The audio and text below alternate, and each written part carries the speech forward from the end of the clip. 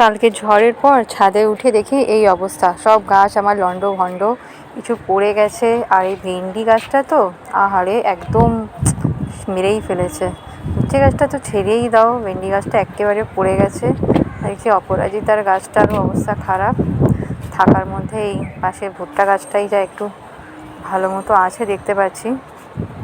গাছটাকে কীভাবে সোজা করব দেখি। আর আমি ভেবেছিলাম কারি গাছটাই আমার নষ্ট হয়ে যাবে এত সরু বলে, কিন্তু দেখো এটাই রয়েছে। আর বাদবাকি লেবু গাছটা তো পারলে মনে হয় গ্রো ব্যাগ থেকে উড়িয়েই নিয়ে চলে যেত।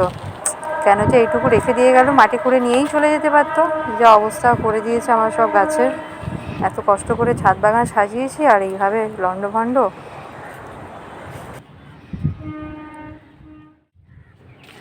জবা গাছটা আমার এমনিই শুকিয়ে এসেছিলো, আর দেখো তাকে পুরো চিটপটাং করে দিয়ে চলে গেছে। কি করি এখন আমি।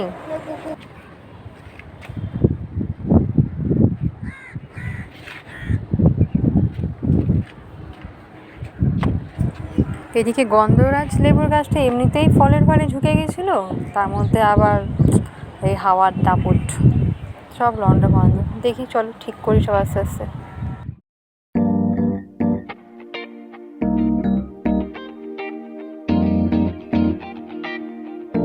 আমার এই শর্ট ভিডিওটি ভালো লেগে থাকলে অতি অবশ্যই লাইক করো, শেয়ার করো, কমেন্ট করো, আর হ্যাঁ, সাবস্ক্রাইব করতে ভুলো না।